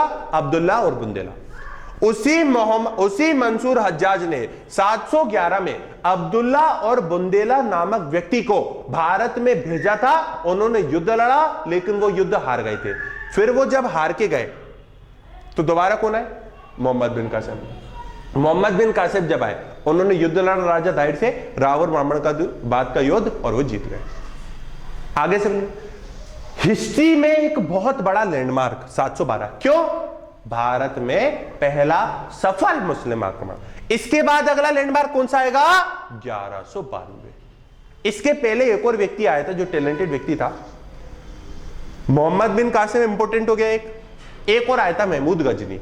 महमूद गजनी ने भारत में कुल 17 बार आक्रमण किए। उसमें से एक सबसे पॉपुलर है सोमनाथ के मंदिर का आक्रमण।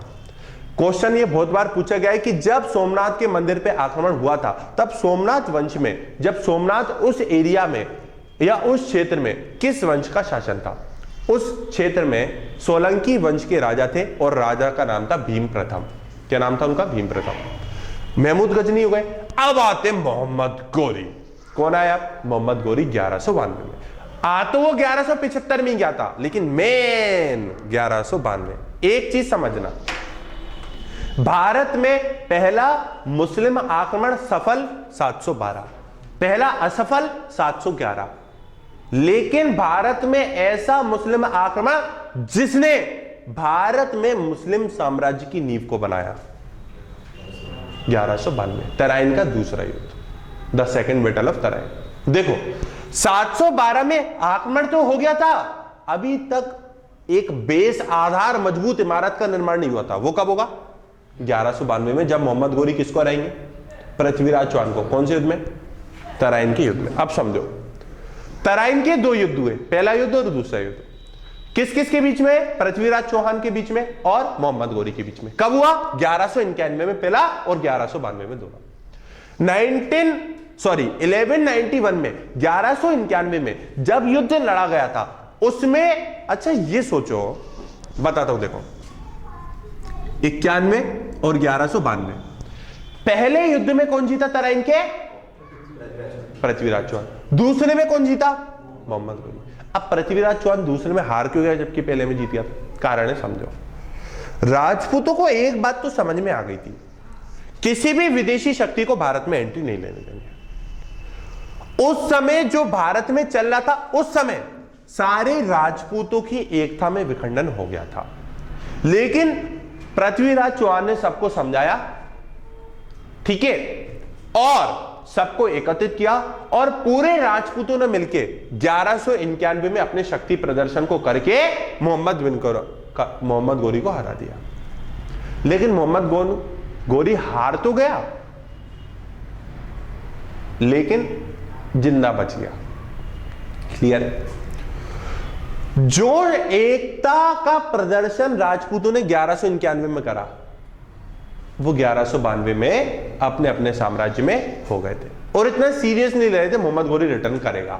लेकिन इतिहासकार लिखते हैं कि मोहम्मद गोरी ने जब पलायन किया था, 1 साल तक वो बदले की आग में जलता रहा था और वो बदला उसने 1192 में पूरा कर लिया। पृथ्वीराज चौहान हार गए, मोहम्मद गोरी जीत गए। भारत में मुस्लिम साम्राज्य की नींव इसी ने डाली। आया समझ में? वेरी गुड, ये हो गया। थोड़ी देर पहले मैं समझा चुका हूं, क्या हिंदू मुस्लिम में हो रहे छोटे छोटे मतभेदों को हमको सांप्रदायिक का नाम नहीं देना चाहिए। ठीक है, 1192 हो गया, वेरी गुड। एक व्यक्ति थे जिसने मोहम्मद गोरी को इनवाइट किया था, उसका नाम था जयचंद्र। क्या नाम था? जयचंद्र। तो जिसने इनवाइट किया था भारत में आक्रमण करने के लिए, जयचंद्र ने, उसको भी मोहम्मद गोरी ने 1194 में हटा दिया। उस युद्ध का नाम क्या था? चंदावर का युद्ध। कौन सा युद्ध था? चंदावर का युद्ध। यहां तक समझाया, एक बार रिवाइज करा देता हूं। 711 रट गया, 712 रट गया, मोहम्मद बिन महमूद गजनी रटा, 17 बार आक्रमण। 1024 में सोमनाथ के मंदिर पे आक्रमण।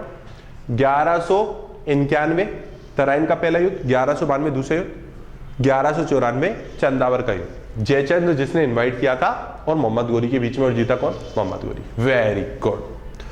अब आता है दिल्ली सल्तनत काल। कब?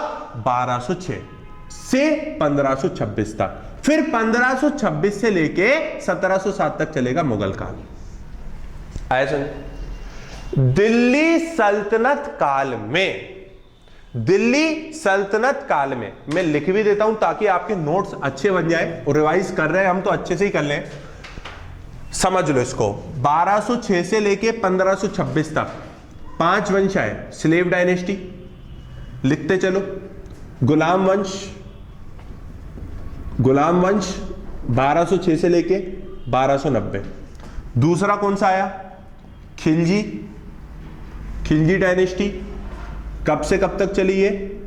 1290 से लेके 1320 तक। ठीक है, क्लियर है? अगला आएगा तुगलक, और इसमें कहां से कहां तक चलेगा? 1320 से 1414 तक। फोर्थ आएगा सैयद वंश, ये कब से कब तक चलेगा? 1414 से 1451 तक। अगला कौन सा आएगा? लोधी, और ये कब से कब तक चलेगा? 1451 से 1526 तक। आगे समझ में क्लियर है? ये रट जाने चाहिए, जैसे मैं लेकर आऊं ना वैसे ही रट जाने चाहिए सब। क्लियर है? अब ये 5 डायनेस्टी आई, 5 वंश आए, गुलाम वंश, खिलजी वंश, तुगलक वंश, सैयद वंश और लोधी वंश। सबकी स्पेशलिटी सुन लो। गुलाम वंश में कौन कौन से राजा आए जो गुलाम थे? पहला राजा आया कुतुबुद्दीन ऐबक, जो मोहम्मद गोरी का गुलाम था। पहला गुलाम कौन था? पहला राजा कौन था? कुतुबुद्दीन ऐबक, जिसने कुतुब मीनार बनवाया था। खिले कुतुब मीनार की केवल एक ही वो बनवाई थी उसने मंजिल, बाकी की 4 मंजिल किसने बनवाई थी? इल्तुतमिश और फिरोज शाह तुगलक ने मिलकर। आपसे अगर पूछा जाए, ये क्वेश्चन आ चुका है पहले, आइए इसमें, कुतुब मीनार के निर्माण कार्य में किन किन का सहयोग है? एक किसका है? दूसरा इल्तुतमिश, जो कुतुबुद्दीन के ऐबक के बाद ही राजा बना था। लास्ट कौन सा है? फिरोज शाह तुगलक, इसमें आया था, जो उसने लास्ट मंजिल का निर्माण करवाया था। कुतुबुद्दीन ऐबक आया, इल्तुतमिश आया और बहुत सारे राजा आए। इसको डिस्कस करना इतना इंपॉर्टेंट नहीं है, आगे सुनिए। अगले पे आओ, खिलजी। गुलाम वंश का अंतिम शासक कौन था? उसकी हत्या करके खिलजी आया। खिलजी में सबसे पहले कौन आया? कौन सा खिलजी आया था? जलालुद्दीन खिलजी। उसके बाद कौन आया था? अलाउद्दीन खिलजी। अब क्या सर कुछ इंपॉर्टेंट है क्या यहां पे? बहुत इंपॉर्टेंट चीजें, उनको समझो। जलालुद्दीन खिलजी बहुत ही ज्यादा उदार किस्म का आदमी था। उसकी उदारता के बारे में इतिहासकार एक बात लिखते हैं, वो इतना उदार था, इतना उदार था, इतना उदार था कि उसके काल में जो उसका भतीजा अलाउद्दीन खिलजी था, उसने बहुत सारी गलतियां की, लेकिन उन सारी गलतियों को नजरअंदाज कर दिया उसने, और उसकी उदारता को लोग बागों ने उसकी बेवकूफी समझ लिया, उसकी मजबूरी समझ लिया। याद, ये हमको इतिहास सिखाता है, जो इन राजाओं ने गलती की है वो हम ना करें। जरूरत से ज्यादा उदार होगे तो लोग बाग आपको उसकी बेवकूफी समझ लेंगे आपकी।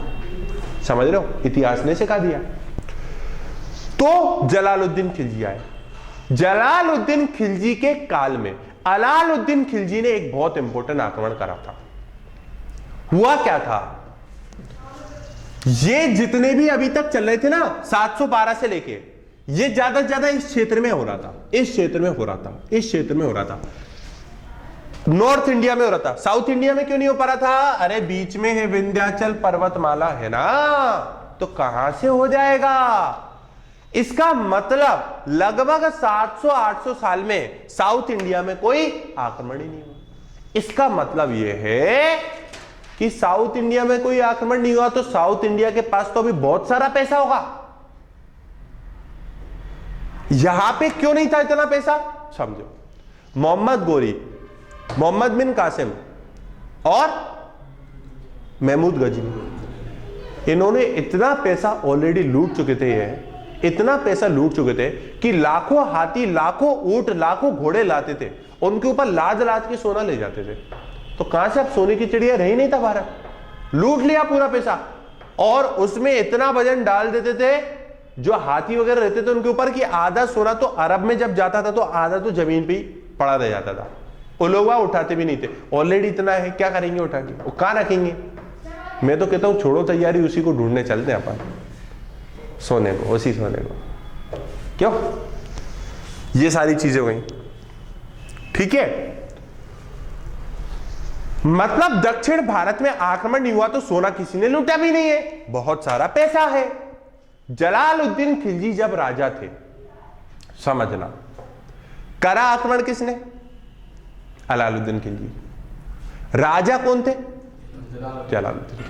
आक्रमण कब हुआ? 1293। 1293 समझना, और अच्छे समझा रहा हूं। जलालुद्दीन खिलजी ने 1290 से 1296 तक शासन किया, 1290 से 1296 तक। आक्रमण कब हुआ था देवगिरी पे? 93 पे। तो राजा कौन था? जलालुद्दीन खिलजी। करा किसने? Very good, very good. कहां पे आक्रमण किया? साउथ इंडिया में। मतलब सबसे पहला दक्षिण भारत में मुस्लिमों का आक्रमण 1213 में, और अपार मात्रा में धन संपदा को लूट के लाया था कौन? वेरी गुड, आए समझ। अलाउद्दीन खिलजी ने एक और आक्रमण करा था जिसका नाम है चित्तौड़।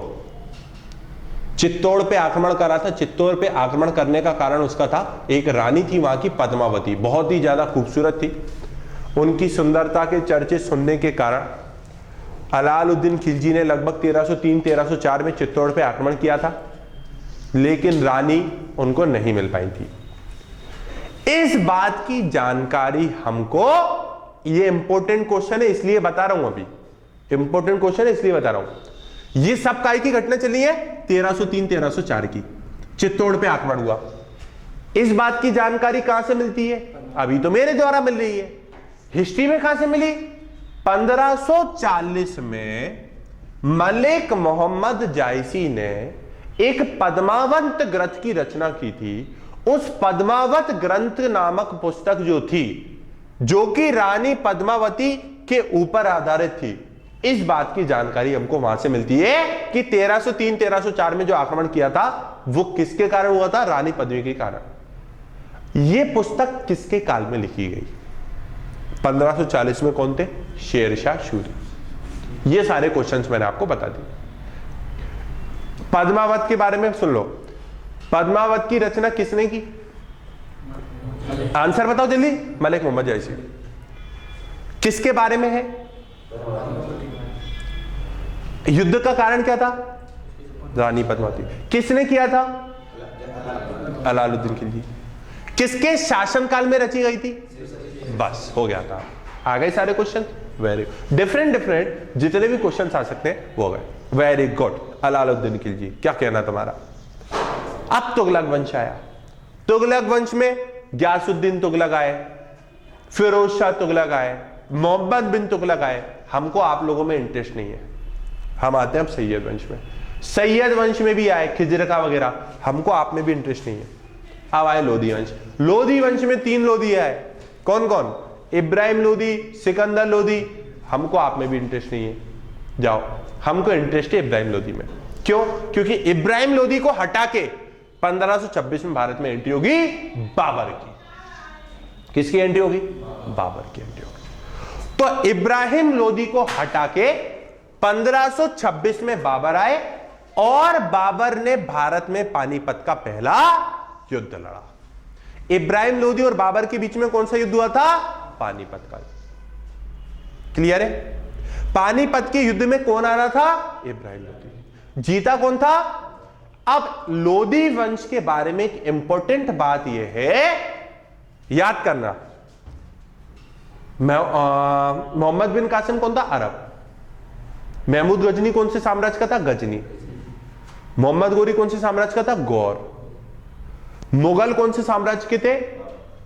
चदकाती तुर्क। कौन थे? तुर्क। तो लोधी था वो अफगानी थे। ये मैं क्यों बता रहा हूं? लोधी वंश पहला अफगानी वंश था। अब शेर शाह सूरी का जब वंश आएगा वो भारत का दूसरा अफगानी वंश होगा। कुल मिला के 2 अफगानी वंश थे, लोधी वंश, सूरी वंश। पहले लोधी वंश को, पहले अफगानी वंश को 1526 में हटा के बाबर ने एंट्री ली, जो कि तुर्क था। लोधी हार गए, सल्तनत काल समाप्त हुआ, मुगल काल की शुरुआत हुई। बाबर के जीतने का एक कारण यह भी था कि बाबर खुद एक अच्छा सेनापति था, पहली बात। दूसरी बात, बाबर के पास तोपखाने थे। एक तरफ इब्राहिम की लाखों की सेना, एक तरफ बाबर की 10,000 की सेना, लेकिन एक तरफ तलवार और दूसरी तरफ तोप। एक तोप छुड़ी, कल्लू उड़ रहा है, बबलू उड़ रहा है, लल्लू उड़ रहा है। तोप के सामने कहां लगेंगी चीजें? बाबर जीत गया। क्लियर है? बाबर ने 1526 में, लिखते चलो अब, 1526 में कौन सा युद्ध लड़ा? पानीपत का युद्ध। सब पूछूंगा क्लास के एंड में, समझा भी दूंगा, रटाऊंगा भी पे सही। 1527 में एक और युद्ध लड़ा। कौन सा था? बाबर की भारत में एंट्री तो हो गई, लेकिन मजबूती नहीं है ये शासन में, अभी शासन में मजबूती नहीं है। मजबूती लाने के लिए, अपनी सत्ता को स्थापित करने के लिए राजपूतों को हराना पड़ेगा। तो अगला युद्ध हुआ राजपूतों के खिलाफ 1527 में, खानवा का युद्ध। काय का युद्ध हुआ? खानवा। और राजा थे राणा सांगा। कौन थे? राणा सांगा। बाबर की सेना ने युद्ध लड़ने से मना कर दिया, हम नहीं लड़ पाएंगे। राणा सांगा है वो, हंसी मजाक नहीं है। बाबर की सेना कह रही है नहीं लड़ेंगे युद्ध, बहुत लोग युद्ध लड़ रही है। और ऐसा नहीं है, सेना भी थक चुकी थी। 1526 से पहले भी बाबर की सेना बहुत युद्ध लड़ चुकी थी। 1507 से युद्ध लड़ रही थी, 1507 से युद्ध लड़ रही थी जब बाबर ने काबुल पे आक्रमण किया था, और 1526 तक लड़ रही थी। सेना ने मना कर दिया। राणा सांगा मजाक की बात नहीं महाराज, हम नहीं लड़ेंगे युद्ध। जैसे सिकंदर की सेना ने मना करा था ना, याद है? लौटने लगे थे वो सिकंदर की सेना ने मना कर दिया। अब बाबर ने कहा कि मैं अगर एक अच्छा लीडर हूं तो मैं अपनी जनता को मोटिवेट करता हूं। बाबर ने बोला जिहाद का नारा।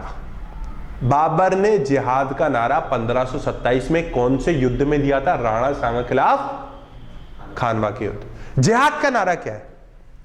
जिहाद के नारे का मतलब है गैर इस्लामिक राज्यों को इस्लामिक राज्य बनाओ, गैर इस्लामिक राज्यों को इस्लामिक राज्य बनाओ। जनता मोटिवेट, मैं आपको ये दे दूंगा, ये युद्ध जीतने के बाद मैं आपको ये दे दूंगा। जनता मोटिवेट। राणा सांगा की युद्ध लड़ने के लिए तैयार हो गई। राणा सांगा ग्रेट वॉरियर थे, हार इसलिए गए तोप खाने। खेल ही खत्म, बात ही नहीं करनी, तोप खाने। 1527 में जीत गए। अब आओ 1528 में, 1529 में। 1528 में एक और युद्ध हुआ था, कहां का? चंदेरी का युद्ध, ठीक है। 1529 में एक और युद्ध हुआ था, घाघरा का युद्ध, ठीक है। इतने इंपॉर्टेंट नहीं है। अब आप 1530 पे। 1530 में बाबर का एक लड़का था हुमायूं। हुमायूं की तबीयत बहुत खराब थी। बाबर ने भगवान से यह प्रार्थना की, बाबर ने अल्लाह से यह प्रार्थना की, बाबर ने यह प्रार्थना की कि इसकी जो बीमारी है वो मुझे हो जाए और मेरा बच्चा स्वास्थ्य अच्छा हो जाए। ऐसा इतिहासकार लिखते हैं कि ये उसकी प्रार्थना कबूल हो गई और बाबर उसी बीमारी से मर गया जिससे हुमायूं ग्रस्त था। तो 1530 में बाबर का चैप्टर खत्म।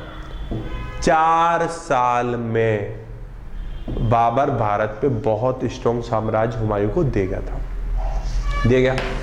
हुमायूं बाबर जितना टैलेंटेड नहीं था, लेकिन उसका बेटा अकबर बहुत टैलेंटेड था, बहुत टैलेंटेड था।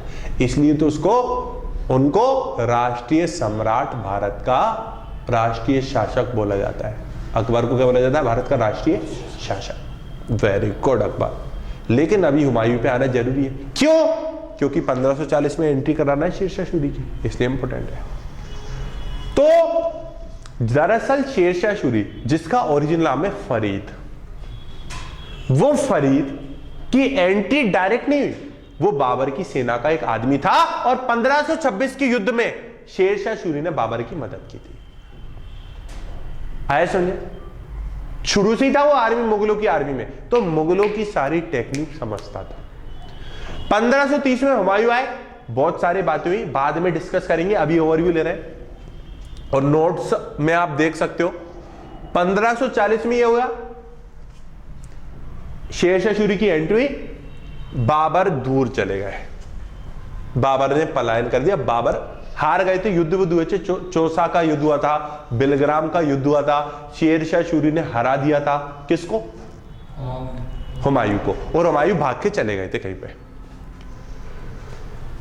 शेरशाह सूरी मतलब भारत में दूसरा अफगानी वंश। शेरशाह सूरी जिसने ग्रांड ट्रंक रोड का निर्माण करवाया, शेरशाह सूरी जिसने भारत में पट्टेदारी बंदोबस्त की स्थापना कराई, पट्टेदारी जमीन पट्टे पे देना, वो शेरशाह सूरी ने शुरू करवाया था। शेरशाह सूरी को अकबर का अग्रगामी बोला जाता है। Very important. मतलब सर, अकबर का अग्रगामी मतलब अकबर ने जो साम्राज्य बनाया उसकी नींव शेरशाह सूरी ने डाली थी। अकबर का अग्रगामी कौन है? अकबर को प्लेटफॉर्म शेरशाह सूरी। 1555 में हुमायूं अभी पलायन कर चुके थे। 1555 में हुमायूं ने री एंट्री करी। उस समय भारत में किसका शासन था? सूरियों का। 1545 में किसकी मृत्यु हुई थी? शेरशाह सूरी। फिर उसके जो उत्तराधिकारी थे वो योग्य नहीं थे। 1555 में युद्ध हुए। एक तो मच्छीवाड़ा का युद्ध हुआ, एक सरहिंद का युद्ध हुआ। उस सरहिंद और मच्छीवाड़ा के युद्ध में हुमायूं ने सूरियों को हरा दिया और दोबारा से मुगल आया समझे? 1555-56 में 1556 में जब हुमायूं आए तो क्या हुआ सरहिंद में? अकबर अभी कहां थे? जहां पे हुमायूं भागे थे। अकबर का जन्म कहां पे हुआ था? अमरकोट में। किसके राजा कौन सा था? वीरसाल। तो अकबर अभी अमरकोट में थे, उस तरफ थे, और हुमायूं दिल्ली में थे। ठीक है सर। हुमायूं गए बढ़िया स्टाइल में लाइब्रेरी पढ़ने, ऊपर 10-15 मंजिल की लाइब्रेरी थी, उसको पढ़ने गए हुमायूं, किताब पढ़ने, बुक पढ़ रहे थे और जीने उतर रहे थे, पैर फिसला, गिर गए। चैप्टर खत्म हुमायूं का। चैप्टर खत्म जब हुमायूं का हुआ तो इतिहासकार एक बात लिखते हैं कि हुमायूं जिंदगी भर लुढ़कता रहा और उसकी मृत्यु भी लुढ़कते लुढ़कते ही हो गई। पलायन कर लिया था ना हुमायूं ने, भागता रहा दर दर की। अकबर का जन्म विपरीत परिस्थिति में होता है जब हुमायूं, समझ रहे हो, और जब विपरीत परिस्थितियों में कोई व्यक्ति आता है वही टैलेंटेड निकलता है। हुमायूं की जब मृत्यु हुई, अकबर पे ये खबर पहुंची तो यहां से यहां तक जाने में टाइम लगा 5-6 महीने का। इस मौके का फायदा उठा लिया हेमू विक्रमादित्य ने। हेमू विक्रमादित्य तुरंत गए और दिल्ली पे आक्रमण कर लिया।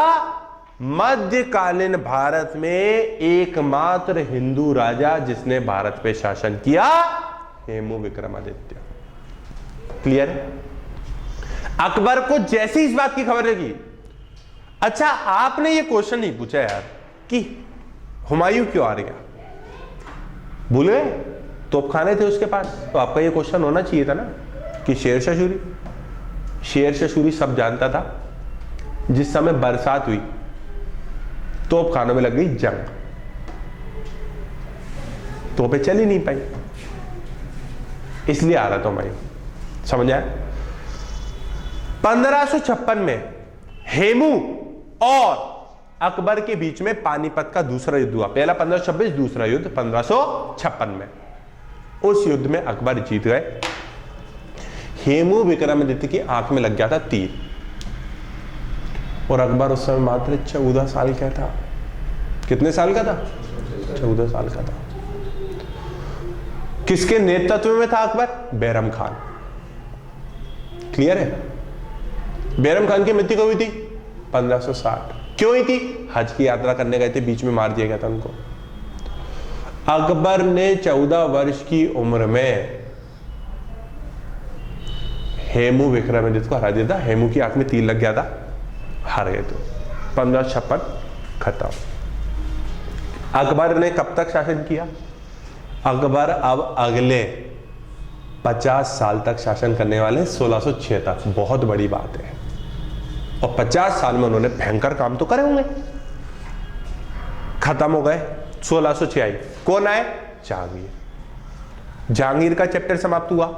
बीच में नूरजहां, जिनका ओरिजिनल नाम मेहरुन्निसा था, जिनके पिता का नाम, जिनकी माता का नाम असमत बेगम था, जिन्होंने इत्र का आविष्कार किया है।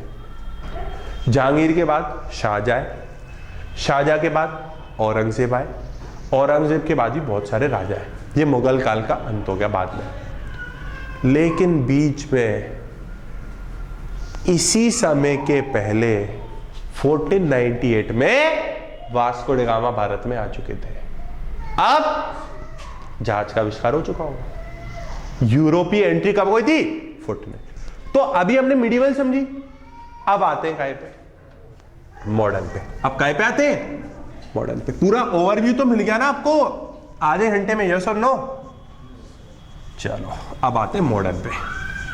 1498 में किसकी एंट्री हो गई, वास्को डी गामा, पुर्तगाली व्यक्ति वास्को डी गामा, पुर्तगाली व्यक्ति वास्को डी गामा की एंट्री हो गई। अंग्रेजों की भारत में कब एंट्री हो गई, 1606 में। आपको मैं एक अच्छी टाइमलाइन बनवा रहा हूं, उसको लिखो, लिखो, जीवन भर काम आएगी, जीवन भर काम आएगी। पहली एंट्री ऑफ फॉरेन पावर्स, विदेशी शक्तियों का आगमन। पहला लिखो विदेशी शक्तियों का आगमन। दूसरा लिखो स्ट्रगल बिटवीन देम, उनके बीच में संघर्ष। दूसरा लिखो उनके बीच में संघर्ष। तीसरा लिखो ईस्ट इंडिया कंपनी। तीसरा लिखो ईस्ट इंडिया कंपनी। चौथा लिखो रूल इंडिया, भारत पे शासन, भारत पर शासन। पांचवा लिखो एक्सप्लॉइटेटिव पॉलिसीज, शोषणकारी नीतियां, शोषणकारी नीतियां। अगला लिखो 1857 रिवॉल्ट, क्रांति, क्रांति। अगला लिखो religious and social reform, religious and social reforms, समाज और धर्म सुधार आंदोलन, समाज और धर्म सुधार आंदोलन। अगला लिखो कांग्रेस, अगला लिखो कांग्रेस। क्लियर है, हिस्ट्री 2 मिनट में समझा दूंगा पूरी, मॉडर्न। अगला लिखो 9th